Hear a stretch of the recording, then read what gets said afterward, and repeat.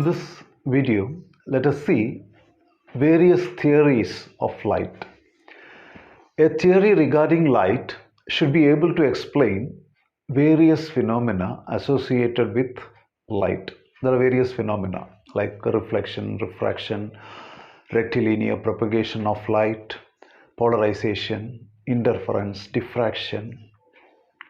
Now, first let us see corpuscular theory propounded by Sir Isaac Newton in 1672. Same idea was suggested by Descartes earlier in 1637. According to corpuscular theory, light is traveling in the form of tiny, massless, perfectly elastic particles. When we say massless, negligibly small mass. Then these particles are known as corpuscles. Then let us see how it could explain various phenomena. First, rectilinear propagation. Light travels in a straight line. On account of its high speed, it is not affected by gravity. So, rectilinear propagation could be explained. Next, the different colors is because of the different size of the particles or corpuscles. Then sense of vision is produced when the corpuscles impinge on the retina. Then let us see how reflection and refraction were explained. When the corpuscles approach a surface of separation, either it will experience repulsion or attraction. When corpuscles approach the surface of separation, if there is a repulsion, there will be reflection. So reflection is due to repulsion, and refraction, bending of the light when it travels from one medium to another medium, is known as refraction. Refraction is because of the attraction of the corpuscles by the surface of separation. So they could explain reflection and refraction. But it could not explain why the speed of light is lesser in a denser medium. Then it could not explain interference, diffraction and polarization. So this theory was discarded, and Christian Huygens came with his wave theory. Now, wave theory propounded by Christian Huygens in 1678.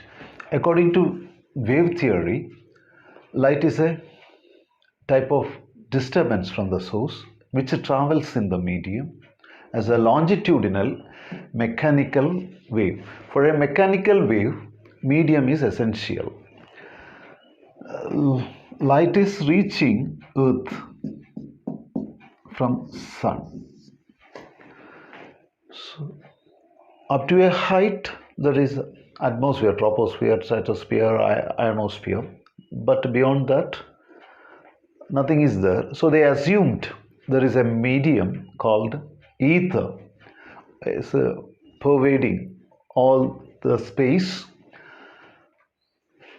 Then this theory could not explain rectilinear propagation of light. So Thomas Young and Auguste Fresnel modified, and according to them, light is a type of transverse mechanical wave.